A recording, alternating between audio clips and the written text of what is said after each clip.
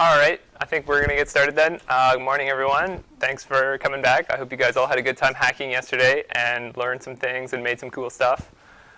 So today, I'm going to present to you guys an introductory tutorial to deep learning. So this morning, we're going to just look at practical stuff, so you don't have to do any coding. We're just going to talk about this. Feel free to interrupt me, or maybe if we have time, we can have an open discussion at the end. And then this afternoon, after the sort of speaker talk, Blake Richards, at 11:30. In the afternoon, we're going to have a practical session where we're going to sit down, open up a notebook, and actually do some deep learning.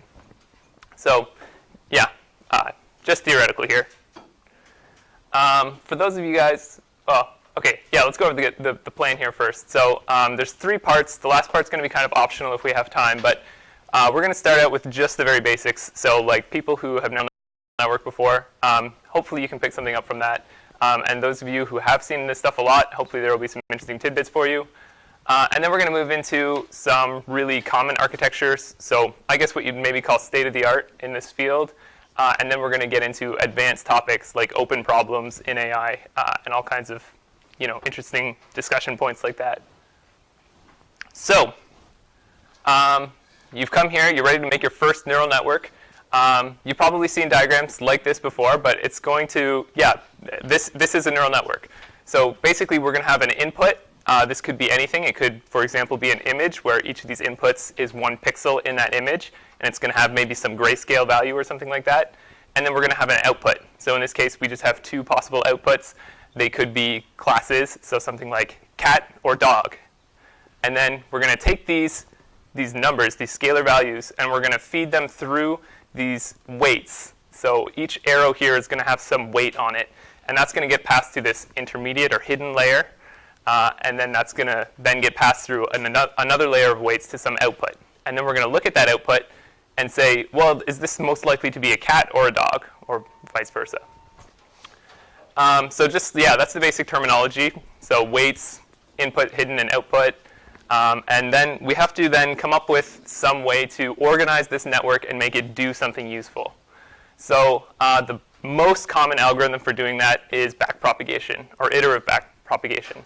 So basically what that means is we're going to look at a supervision signal. So that would be like if we actually know whether that image is a cat or a dog. And then we're going to take the difference between the output that we happen to get if we just pass a random image through here. We're going to get we're going to initialize these weights to be more or less random, and we're going to get some random output. And then we're going to take the difference between our supervised output, what we know the right answer to be, and what we actually got. And so that difference then is going to be called the error. So then what we're going to do is, if this was way too high and this was way too low, then we're going to adjust all of these weights to be a little lower, and we're going to adjust all of these weights to be a little bit higher. So the way we do that is that's called backpropagation. So and then what we can do is look at what these intermediate activities were and say, well, what should they have been to get the right answer?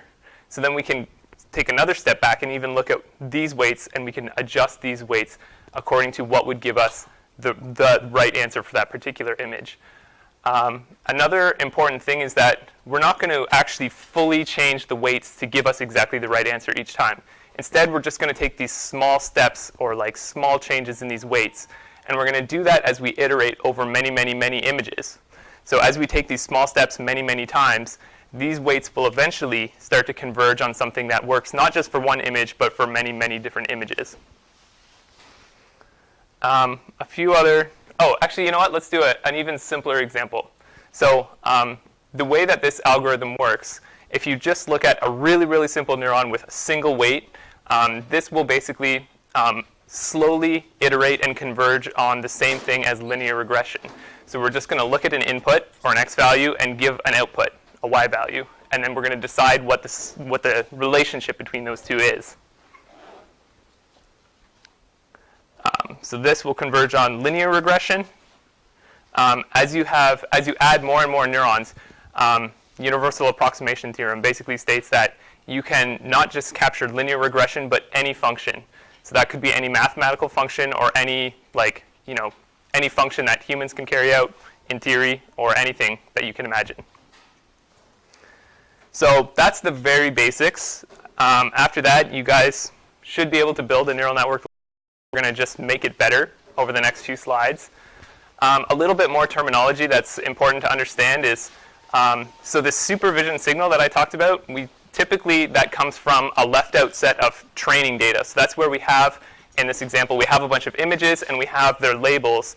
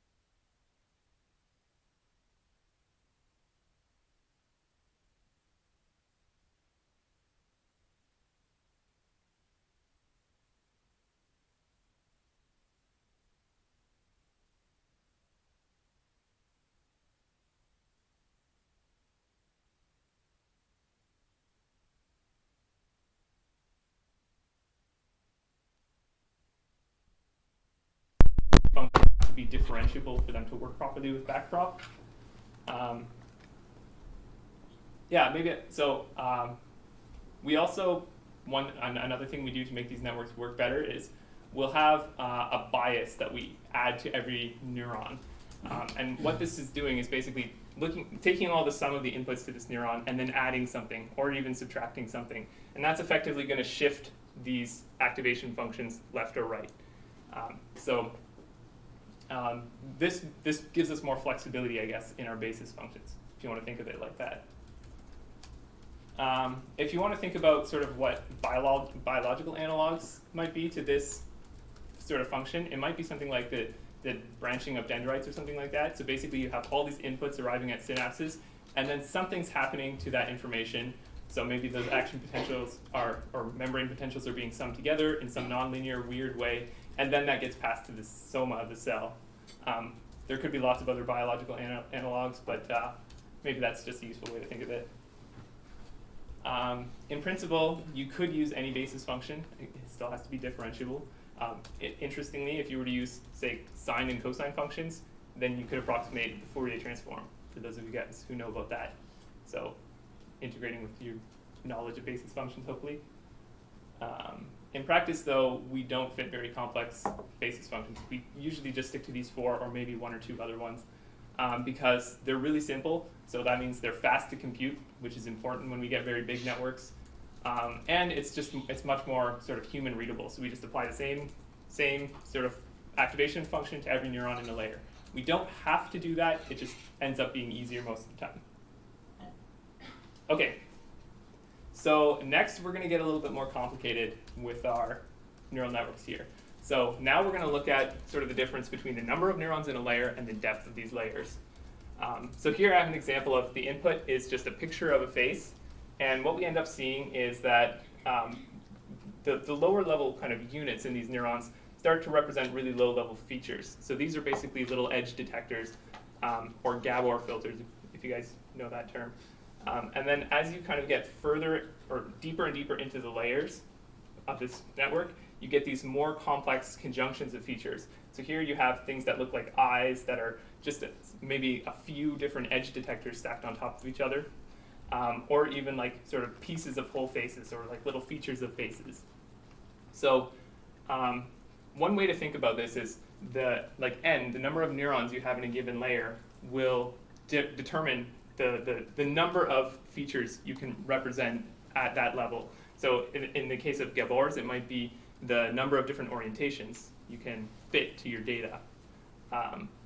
So that's what I'll call sort of the capacity or the precision of a given layer. And then you can add more and more layers, so you can stack them on top. And that will start to change the nature of those features themselves. So they'll start to be more abstract, or I like to also call it multiply realizable. And the reason for that is there's lots of different combinations of pixels that could give you something like an eye. An eye doesn't really depend on any one input pixel, whereas just an edge, there's only a few combinations that would actually really fit that low-level criterion. Another sort of interesting, important thing to note is that neural networks are really tricky. They will try to cheat on your data if they can. So one problem that comes up a lot is this one-to-one mapping. So in this case, the neural network might not actually try and represent all of these complex features about an image. It might just look at, say, if you only had a couple training samples, it might just look at, say, 3 or 4 different pixels and say, oh, I know this image. This is, a face. And then if you only have a few of these samples, it's really easy for a neural network to just pick out a few features, and that's all it needs to solve this problem. So basically, you as the engineer, you need to force your network to learn deeply. So the best way to do that is by taking away those low-level features and replacing them with other low-level features that are interchangeable. So an easy way to do that is having lots of different training data. So lots of different pictures of faces. And then it'll ask, is this a face or not, in this example. So there's, any 2 images of faces will not have the same pixel values, right? So you're basically you're forcing your network to, it becomes very, very hard for the network to learn every single mapping between just a few pixels and the output, like a high-level output, like is this a face or not.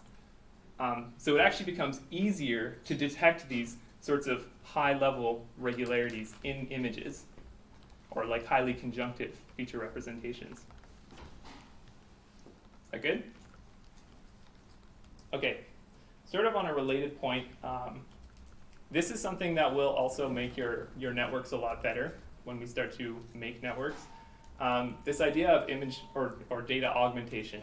So if you don't have that many training samples, you can sort of artificially increase the number of training samples by changing things about the image that are interchangeable in the same way that different examples of faces might be interchangeable. So some examples of that are you could take this image of the number 6, and you could shift it or scale it in size or rotate it, flip it, add Gaussian noise, or even like sort of morph it with some diffeomorphic function. So you can generate like a whole set of possible 6s. So this is effectively increasing your training size. But the important thing is that you still kept the high-level features the same. So all of these images, if you look at it, your high-level feature of interest, knowing that it's 6, is still true. So in principle, there's an infinite space of augmentations you could do. You could do like 1 degree rotation, a half a degree rotation, anything. But in practice, there are a few limitations here. So if you start to rotate the 6 by more than 180 degrees, it starts to look like a 9. And also, these augmentations should be realistic. So if we just zoomed in really far on the 6, we're probably never going to see that on our test data set later on. So maybe we don't need to augment in that way. But I guess this is really related to the idea that these low-level features can be interchangeable, even though higher-level features still stay the same. Okay? Cool. So that's like basically all you guys need to know. You could like write your own neural networks in NumPy right now. The rest of this first part of this talk is just going to be tips. So little tricks that people use, and it just increases the performance of these guys, and it constrains the way that these networks sort of evolve their connections over time. So one of these ways is through regularization. So those of you guys in statistics might know L1 and L2 regularization. The basic idea here is you don't want your neural network to like create these extreme values where like maybe you have one neuron's weight be like 1 million, and then the one after that is like -1 million. You want them to all sort of share roughly the same values. So what you do is you add sort of a cost to having weights that are way too high or way too low. And effectively what that ends up doing is if you're trying to, say, separate some data points like this, maybe we'll look at if you just allow your network to do anything, and it's just trying to get the best performance it can, it will draw these sort of these criteria, I guess, that are really, really extreme. So this is like a really, really wild, erratic function, but it fits the data perfectly. But maybe that's what we don't want, because you can guess if you sort of sampled these a few more times, you might see x's that were right here or up here, or it's not a very good generalizable separator in this case. And then here's kind of the just right amount of regularization. And then you can also imagine if you have too much regularization, then you're sort of back to just really basic like linear transforms, and that sort of defeats the purpose of having tons and tons of neurons. Okay, so hopefully you kind of get that one strategy. Another really interesting one is called dropout. So the way that this works is, as you're training this network, at some point you're just going to delete, say, a random 50% of the neurons. And then you're going to keep training it for a little bit, and the remaining neurons have to learn to do the task themselves. And then you're going to switch it up again, and you're going to delete a different random 50%. You're going to bring back the original 50%, and you're going to delete a different 50%. So now you effectively have a new network learning the same task. So the way that this sort of ends up working is it's like you're training a few different networks in parallel. And those networks could sort of overlap sometimes and sometimes not. Part of the idea here is you can't necessarily rely on any one feature. So in this way, you're sort of spreading the task of learning this relationship over many different neurons or features. Okay, and actually in practice, the way that people usually implement this is through a dropout layer. So you just have one layer that you delete half the neurons, just mostly because that's easier to code. But in principle, you can delete any neurons from any layers. And then one really final way or final thing that you really should know about improving performance on these guys is that even when you do all of the above, so you do dropout, you do L2 regularization, and maybe you augment your data, you do everything you can, eventually your network will start to just pick up whatever is in the training set. So you'll always have sort of a limited number of samples in your training set. Maybe it's a few hundred, maybe it's a few thousand, whatever. But there will be a few sort of shortcuts or really idiosyncrasies to those training samples that are not necessarily true in some new test data set. So that's why we keep this validation data set. So at the very beginning I said we have training, test, and usually a validation set as well. So you'll see that over time, as you sort of train on that training data, performance gets better and better, so the error rate goes way down. But then you'll have some validation data that you keep checking your network against, but you don't train the network on that data. So the network's not really aware of this validation data. And eventually you'll see that the validation performance actually gets worse because the network is now just looking for idiosyncrasies in the training data, the only thing that it actually knows about. And so in that case, you'd want to stop training right here because your performance on the test data set, the thing you care most about, will be sort of similar to your validation data. Okay? So hopefully that was a good intro. You guys are all feeling confident. You could go and code up your own network in NumPy or something like that. Take a break. I'll reiterate just a few kind of basic points here. So any neural network, it just functions to map a set of inputs to a set of outputs. Those inputs and outputs could be almost anything you can imagine. But of course, we need to provide some rules that allow for this mapping. So things like backpropagation. You should maybe note that most software that you use to do this will automatically know how to do backprop. It'll know how to do regularization, all of those things. But sometimes you need to be aware of them in order to properly troubleshoot your networks. A few sort of higher level ideas that I want you to sort of keep in your mind is this idea of precision or capacity. So that's sort of the number of neurons you decide to put in a given layer, or the depth. So that's kind of the level of abstraction or multiple realizability or interchangeability of the higher level features you might be getting. So keep those in mind. And remember, these things are very tricky. They will try to do one-to-one mapping of just your training data if you let them. So you have to trick your network into learning deeply. Don't let it trick you. Okay? Cool. So that's part one. I think we can just go ahead and move on into part two. So this is going to be a lot of really commonly used strategies. I'd call a lot of it sort of state of the art. There are networks that perform better, but they're way more complicated. So we're going to stick to some networks that I think have a lot of staying power. So the first one is going to be convolutional neural networks. So I'm going to go back to the sort of toy example that we had here. So if we look at just these low-level features, the way that this is actually organized is that we may actually have to learn all of these different Gabor filters or edge detectors, not just at one sort of patch of an input. We actually, in this fully connected network, we'd have to relearn a set of possible edge detection, shapes that could occur anywhere in the network. But that's kind of wasteful. What we can actually do is we can learn just what edges look like and just keep those as their own separate thing, and then look anywhere in the image for them. So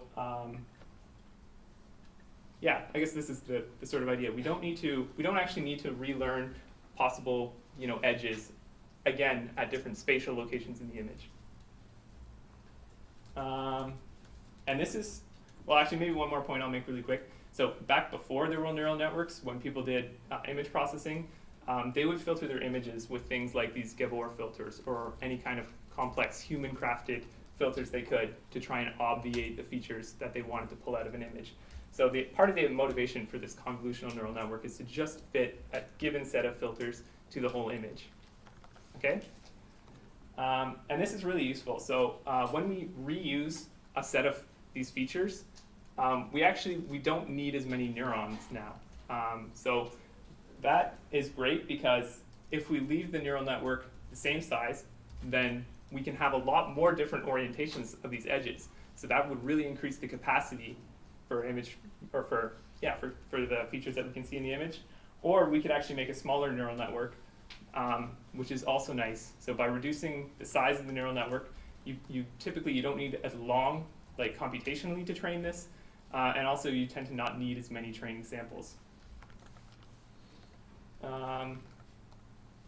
So here's an example of what you guys will probably see later today from like a real neural network that's somebody's implemented.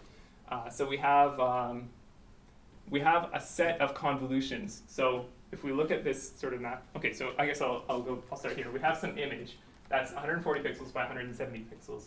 And then we have a set of convolutions that we're going to do on that image. So in this case, there's going to be 32 different convolutions or edge detectors. And they're going to be applied at all different locations within that image in these little patches. The size of this layer is now slightly reduced because you can't fit this patch over the edge of the side of the image. Okay? So that's going to give us this set of low-level edge detections. The next thing these guys do is something called max pooling. This is seems to work really well with convolutions. The basic idea there is you're sort of downsampling your image. So you're looking at one of these patches and saying, well, which of these edge detectors seems to be most prominent in this patch? And then you just consider that as its own value. So in this case, they're looking at 2 by 2 patches and seeing which shape best fits that, and then just taking the maximum of that. So that ends up sort of downsampling your image to something even smaller, which is good, less parameters to train. And then you can actually stack many other convolutions on top of this. And I told you the first set of convolutions, the network learns by itself to be things like Gabor filters and different things like that. But the deeper convolutional layers can actually be anything. They can be different conjunctions of edges or all kinds of things. And those will sort of be determined by what you're training on. So if you're training on like pictures of faces, you might see like little pieces that look like eyes or different things like that. If you're training on cats and dogs, you might see little bits that look like fur, all kinds of different things. This network also happens to have like a dropout layer, so you'll see this a lot. Like I said, that people tend to just encode that in one layer instead of doing it throughout the whole network. Cool. So in this example, we have 11 million parameters. So I have a question. Yeah. In terms of the number of layers, not all of your convolutions are actually going to provide novel information necessarily, right? Not all of your transformations are necessarily going to give you new data. Now these, maybe they do, but I'm just wondering, any thoughts on how to figure out which ones, I mean, there's obviously ways in the output to figure that out, but I'm wondering, as you're designing, as you're running into this, how do you do that? So this is one of the really nice things about backprop. So if you have a few neurons or convolutions that are not producing, they're just producing noise and feeding that forward, then that noise is going to eventually, over many iterations, change the nature of the backpropagation signal. So it's going to tell that neuron, hey, whatever you're doing, it's not really helpful. You need to change what you're doing. And the network's basically going to keep experimenting with different types of convolutions or weights until it actually finds something that is highly correlated with the right answer. Okay. So I think it's pretty rare to have neurons that are contributing nothing into this sort of system. Yeah? Quick question. You said the first layer is edge detecting features. Or it usually is, yeah. Yeah. Okay. So is that designed by the user? Is there some kind of prior that? Yeah, no. So back in the old days, that would all be designed by the user. But backprop now takes care of that for you. Those edges, they just happen to sort of emerge out of the data. So it turns out that edges are a really good, useful way of understanding what's in an image. So yeah, that kind of arises organically. Other questions before we keep going? Cool. Another really important architecture you guys should probably be aware of. I hope I'm not overwhelming you guys with too many different things, but if we don't get to the end, that's okay. So I want to talk about autoencoders. So I'm showing an example here that's called a denoising autoencoder. So we're going to take an input, which is some image that we've then corrupted with some noise whatever, some garbage that makes it not look very good.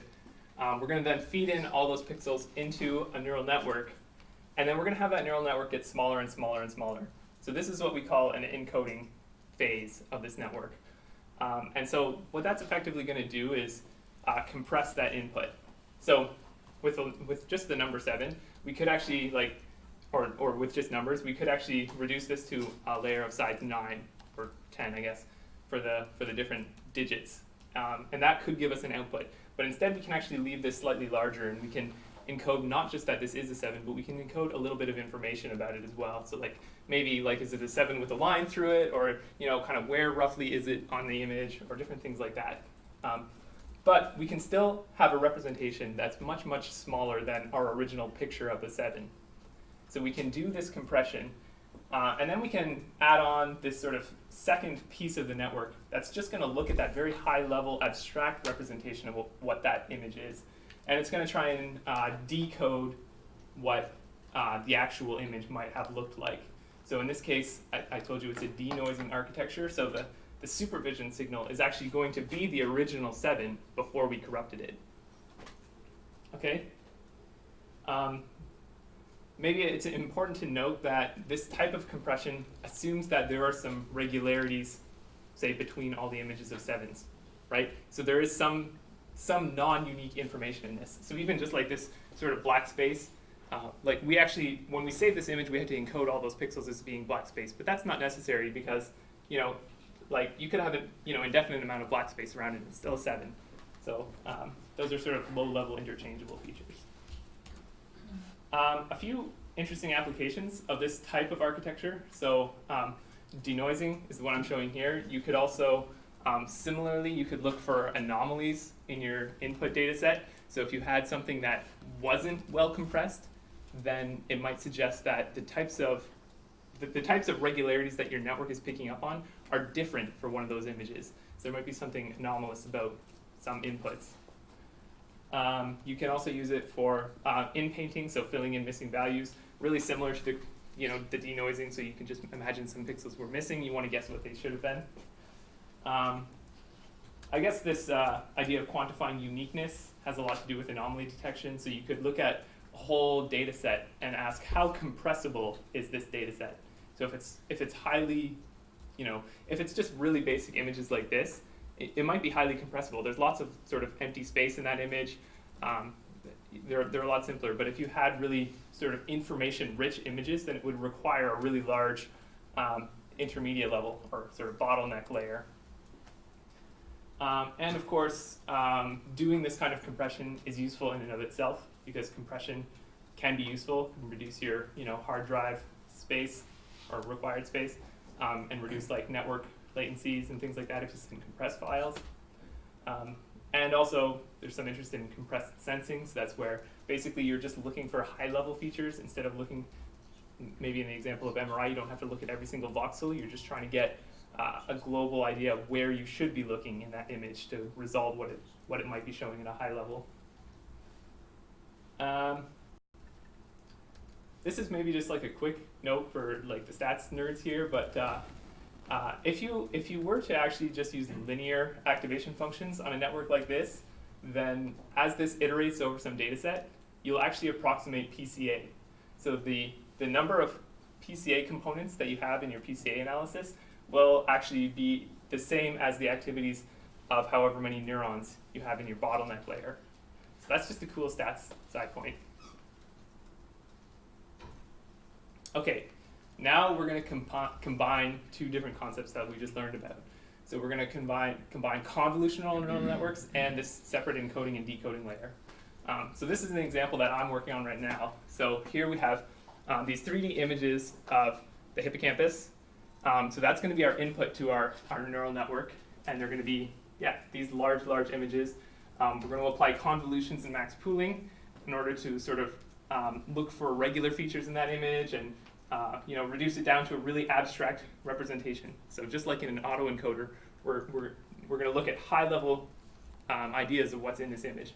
So any given neuron here may have sort of a receptive field that's massive. It could be like the whole image. It'll have some global abstract information. And then in my case, we wanted to segment that image. So we want to know what are the different types of tissue in that image. So that's going to be our output. The output is going to be just this label map that I've overlaid on the original image. So we can look at that very abstract high-level information, and then we can sort of step backwards through these convolutions. So we have now a decoding layer, just like in our encoding layer, in our autoencoder. And then we can have an output here that is aware of a very abstract representation of that image, but we can also pass just some of the very low-level features to this output as well. So this output now is getting like really abstract information, and it's getting really pixel-wise specific information. And that works really great for applications like this one. Probably a lot of you guys have segmentation applications like that. So this is UNet and VNet. That's like a 2D and 3D version of this. Really state-of-the-art, I'd say, for this. Moving right along, this is it. Now we're going to look at another architecture. So a recurrent neural network. So so far we were mostly just looking at images. Recurrent neural networks don't work very well with images. What they tend to work best with is time series data. So in convolutional neural networks, we reuse the same set of weights or filters across many spatial locations of an image. This is going to reuse the same set of weights across temporal dimensions of an image. Okay? So we're going to feed in, let's say we have, say, a list of words. Okay? So we're going to feed in one word into a network, and the network is then going to produce some output. Maybe it's the next word or something like that. But it's also going to feed its sort of intermediate representation of that word back into itself. So at the next time step, so this is a simple representation. This is what they call an unfolded representation. So that was the first time step here, and it's also going to pass into the next step of itself. It's going to receive both a new word and some information about the last word. And then it's going to combine two pieces of information to guess what the next word might be. I'm using words as an example. It could be anything else too. And so we can do that until basically we've reached the end of some time series. Does that kind of make sense? Yeah. What's the difference between time series and 3D data? Because you just showed us just a single plane of your brain, but the brain's 3D, so is that the same as time series? That's probably a really deep question. I might have to think about that. Okay. Like if you think about this as being like words, I think that's a good example that we can sort of intuitively understand. Like, sentences, we don't usually think of them as being like two-dimensional or something like that. You could, but yeah, I'll get back to you. We'll think about that one. Yeah, so as I sort of alluded to, you don't just, so in principle what you could do in this case is you could feed in all the words at the same time into a network and let it run its thing and try and generate maybe a large set of words as the output. However, that would actually require a huge network as well. So in this case, what we're doing is actually reusing the same sets of weights, just like we did in a convolutional neural network.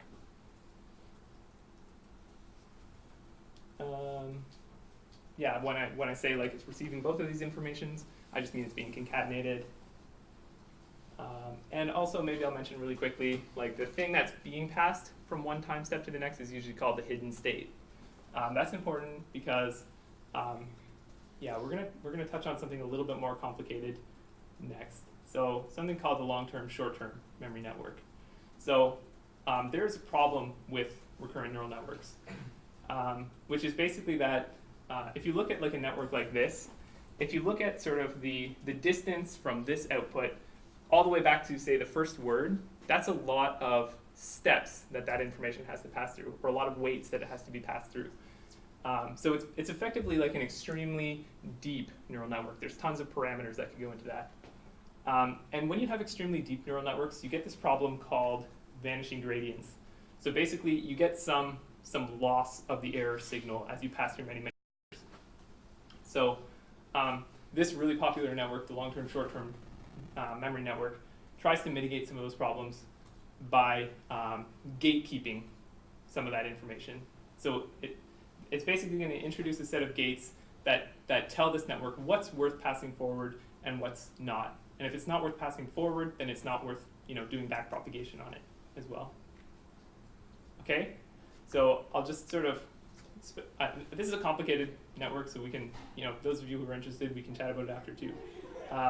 But the basic idea here is, so you're gonna have an input gate that's gonna decide, like the network is gonna decide, is this word that I'm looking at, let's say, is this going to be useful later on? And then this gate parameter will be learned over time through many iterations, right? So it's a free parameter as well. Secondly, you're gonna have a forget gate. So that's gonna take whatever's in your memory, and if you haven't used it for a very long time, maybe you don't wanna actually remember it anymore. So you allow that information to start to decay. And then finally, you're also gonna have an output gate that says, if you look at just your hidden state, is what's in there actually worth looking at right now? So if I'm looking at word number 2, maybe I need to check what's in my hidden state if I'm going to actually try and predict what the next word is going to be. Okay, so that's a really sort of intuitive way of looking at it. Like as you can see in this diagram, the math is kind of complex, but that's a simplified version. I'll mention just a few applications that long-term, short-term memory networks seem to perform well at. So one is transcribing audio to text. So like if you have Alexa or whatever, you've probably used a long-term, short-term memory network. Another is sort of the example that I was giving, where you're just trying to predict the next word. So you guys can read this. Once you've read part of the sentence, you might be able to generate a pretty reliable prediction of what the next word is going to be. So you have some memory of what came previously. That's your hidden state, and you use that to make a prediction. And doing something like that, you can get these really sort of fun, interesting outputs. Like here's a neural network that supposedly was trained on a bunch of Trump speeches, and then it just generated this random Trump speech that, it uses a lot of the same words, but and even the sentence structure is usually correct, but it's just the big term sort of picture doesn't really make sense. I don't know if this is real or not, but I just thought it was funny. That's awesome. Okay, so new network now. Sorry, this is a lot to cover. I'm sorry if I'm overloading you guys. We have 15 minutes left. We'll see if we can get through it all. So, as I mentioned, if we get very, very deep neural networks, they actually start to perform poorly. So here, if you just look at the graph on the left here, over many, many training iterations, we have just a feed-forward network with 18 layers or 34 layers. And what you can see is that having as many as 34 layers, you actually don't even perform as well as an 18-layer network. So deeper basically is not always better. In many cases it is. In many cases it is, but not in this case. So one way that we can solve this problem, and the problem really arises because when we've gotten all the way to the output, it's really hard to backpropagate all the way back to what the input should have been, or the lower level input should have been. So what we can do then is introduce residual or skip connections. So if here's just our sort of vanilla feed-forward neural network that's extremely deep, we can actually introduce connections that will skip a whole layer. And so one path that you can take through the network here would actually just be half the depth, right? If you took every single skip connection, that would be half the depth of the original network. And then you still have these intermediate layers, which can sort of play an elective role in determining what the next layer features will be. So sort of practically, you can pass backpropagation signals through both these short layers and through these residual connections as well. So that helps to mitigate the problem of vanishing gradients. You could even have connections that go right from the beginning all the way to the end, or different things like that. So yeah, from an engineering perspective, that actually helps a lot. You guys happy to leave it at that? Okay. So this is effectively an error detection method, basically. You're saying you can skip some of the layers and see if you overfit. That's not exactly right. Okay.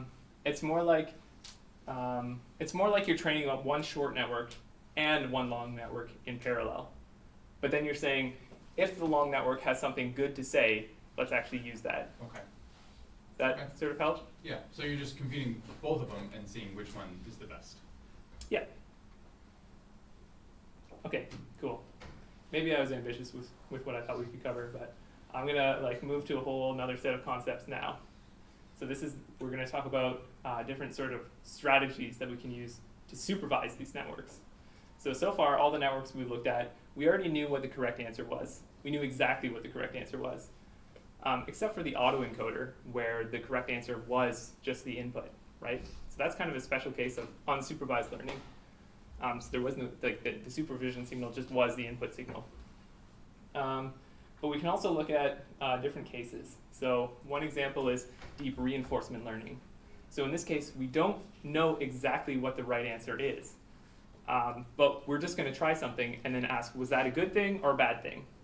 Okay, so here's just like, you guys have probably seen this like Atari video game network, that games. So it's going to just look at every single pixel in this screen, and then it's going to take random actions, and then if it loses, it's going to get a thumbs down, and it's going to say, change all the network's weights. Like, just, that wasn't very good, that wasn't a good strategy. But if it wins, it's going to say, hey, whatever you just did, that was great, keep doing that. That's Palm, right? Yeah, that's Palm. Okay. Yeah. So this is what you call a really, really sparse training signal. So we don't even actually, so for every single sort of time step in this, we don't actually even get an error signal. We only get an error signal when the game is actually over. So we don't get very many opportunities to update these weights. And so it actually requires like millions or even billions of games of Pong for this type of network to get good. Maybe, I think we can probably skip over this a little bit here. This is called Q learning, but for time, let's not get too into that. I think the main idea is like, we don't have much of a feedback signal in this case. But in other cases, we can actually train networks to do things like reinforcement learning, not by just telling it, yes, that was good or that was bad, but we actually try and have it do what a human would do. So we can have, say, 10 million recorded human-played games and have the network at every single time step try and predict, statistically what would a human, maybe 999 times out of a million, what would it do? And this then gives us a really full, what we call semi-supervised training signal. And then once we've done that for a little while, we can stop telling it, we've already got a good set of weights, it can do this task well, and then we can start to train it a little bit more using reinforcement learning. So we can say, now you can feel free to change your weights and explore a little bit. Maybe you'll find a strategy here that actually performs better than a human.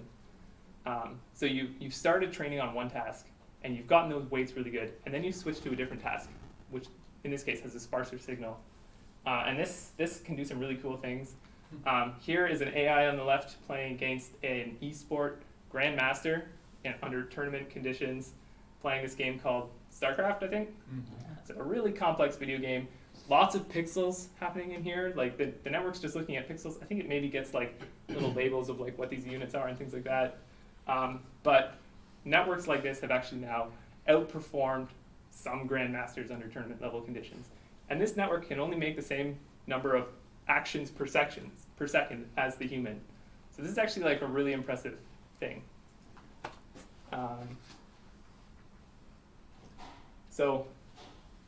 On the same line, so I sort of told you just there about how you can start training on one task, mimicking a human, and then switch to a different task.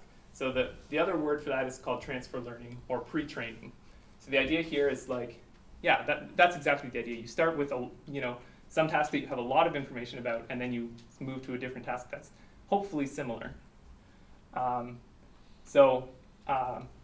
you guys as applications, you can, if you want to set up your own neural network, you can get one that's already pre-trained.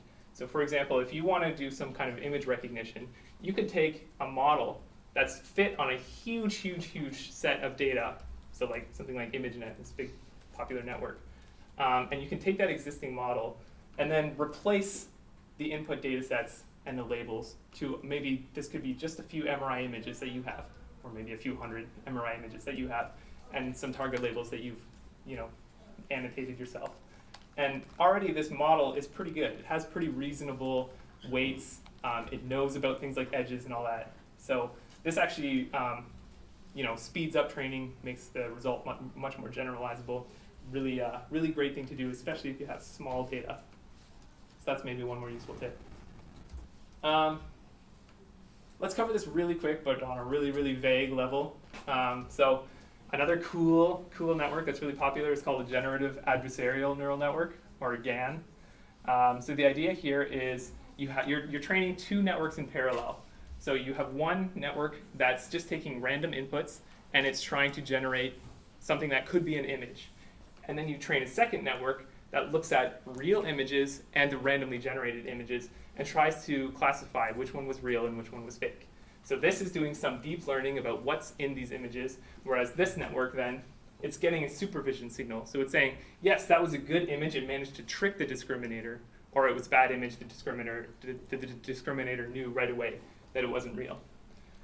So this is like a really kind of, I think, cool, clever way to, like, you know, you have sort of a dueling networks that do their own thing for a very long time over many, many iterations, but you actually don't need as many real images in that case. And then once you have a pretty good generator network, you can do cool things like this. So instead of feeding random images in, you can feed a given actual image.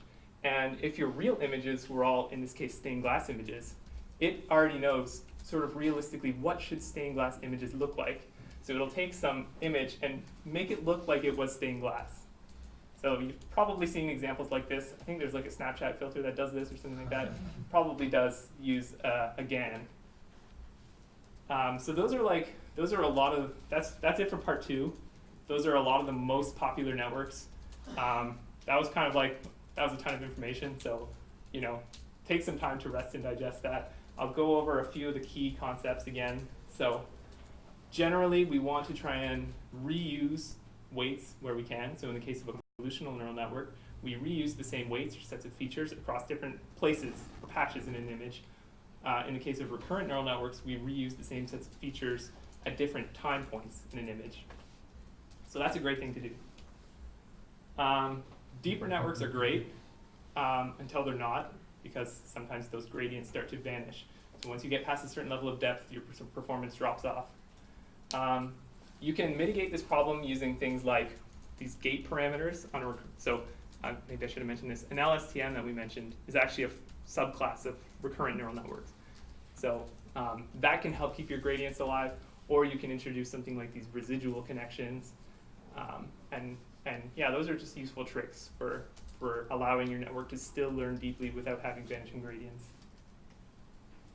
And then finally, like basically, you want to design your task such that the network gets as much supervision as possible. So in the case of autoencoders, we actually, we don't need a supervision signal. It can learn all kinds of interesting high-level features about your data without even knowing what the output should be. Deep reinforcement learning is another good case where, you know, if it's just pure reinforcement learning, you only get thumbs up or thumbs down at the end of some number of trials. But if you do semi-supervised learning, you can actually get a lot more information by trying to mimic another system. So that gives you a dense, good supervision signal. And finally, GANs are also this really cool thing that requires no supervision, but again, can learn these really cool transformations between different image types. Cool, so that's it for part 2. We've got about 5 minutes if we want to like talk about some of my advanced topics here. This actually, like, we can just go over this later too if anybody wants to just like come and hang out and we'll chat about advanced topics. Really briefly, I had some sort of outstanding problems in this field, so problems that people haven't been able to solve, or at least not very elegantly. There's the question of biological plausibility, so that's what I think that's what a lot of Blake Richards' talk is going to be about. So that's in half an hour, 1 floor down. So you guys should definitely stick around for that. And ethics in AI is becoming increasingly interesting, and you know, there's a lot of discussion about that as well. So maybe I'll just go through a few slides, and yeah, if we run out of time, we run out of time. So one really outstanding problem with neural networks is people often complain, like, how do you know what's happening in the depths of that neural network? So I just want to show you a few visualization tools that people have developed to try and understand what it's doing. So in this case, we have a network that's just trying to classify cat or dog, and now it's shown an image with a cat and a dog. And we have some, so the yellow in this picture, you can actually imagine this overlaid on this. So the yellow kind of denotes things that are more cat-like, and the blue more dog-like, and the purple could be either. It's just a cat or a dog. Okay, so we can see then that like this part of the image seems to really be informing the cat-like thing. So it's kind of like a saliency map, if you guys know, like, you know, that sort of terminology, I guess. Another really cool technique, and it's really trippy. So maybe we'll just start on the left here. You can look at just, you know, one individual low-level neuron, and you can ask, what would be the inputs that would maximally activate that one neuron? And what it tends to be is like these really kind of like fine textures. So if this, say this neuron seems to have a lot of like vertical orientation detection. And then if you look at higher level features, you get these more and more sort of larger and more complex patterns. And then, you know, you get larger features where you get things that look like really creepy eyeballs here, and then like, I don't know what this is, cartoon eyes maybe, or buildings, I don't know, body parts. So in this way, you can actually like sort of use this tool to analytically ask what kinds of inputs, you know, does this particular neuron care about? You might think of it as its receptive field, or, you know, something like that. You can even do this. So this is the same idea here. Here we're just going to look at the very, very end, so the output layers. So in this case, we have, you know, output neurons that think this is, so the highest level neurons that think this is dog, and we can look at what would maximally activate them. We have features like these floppy ears and eyes and snout, whereas different neurons that might think this is a cat tend to have these like little pointy ears and like, you know, little noses and all that, you know, cat-like features. So I highly recommend checking out this tool. It's really fun to play with. It's like this online interactive thing. So you can like change out cat for like flowers or like different things like that, and look at how, you know, what kind of features inform the decision flower. So that was a really cool one. A little bit of time. Maybe like this is something that Blake Richards will probably talk about in his talk, or he's previously done a bunch of work on. So the sort of the broad question here is, are the neurons that we have in neural networks really like the neurons that we have in our brains? A lot of people think probably not. One of the complaints that people have had is that these neurons have to have both an activation signal and an error signal.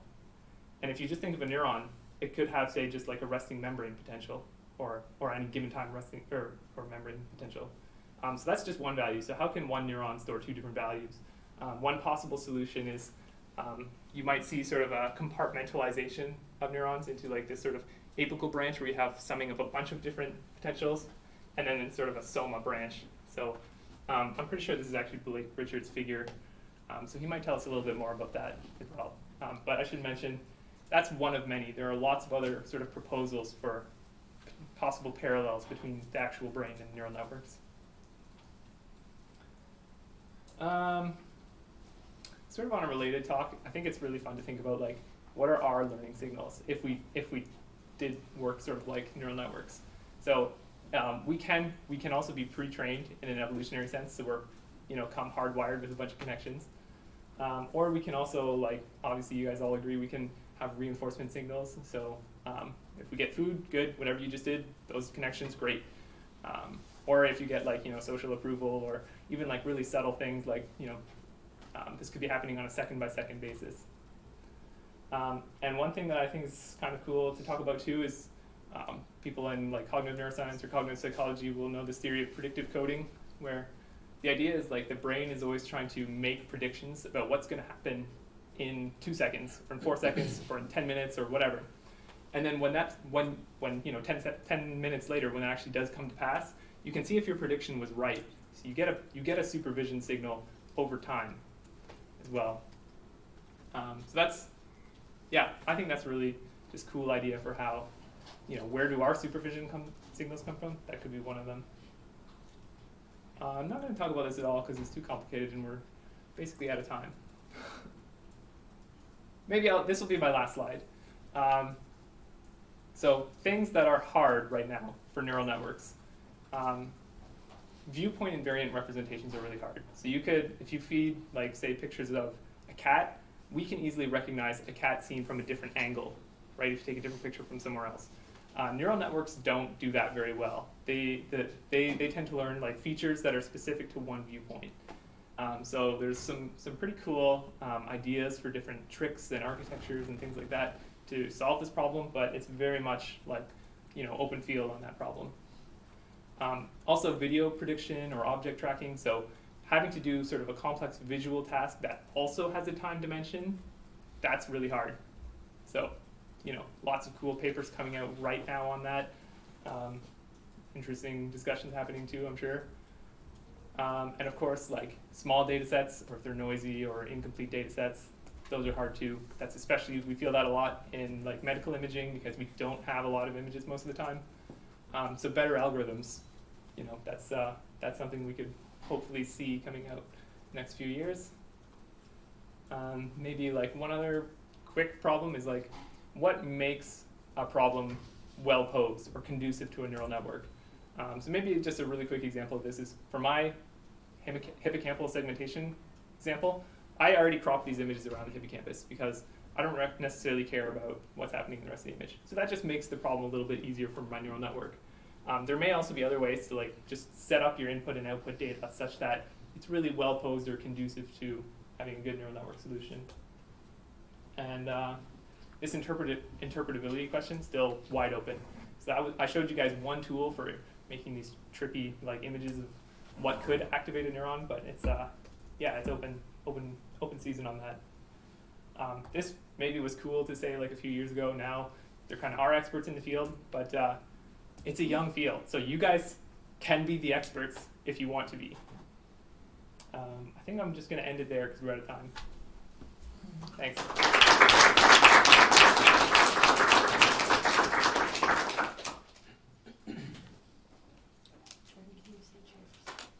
Oh, chairs, yeah. We might need more chairs at the third floor.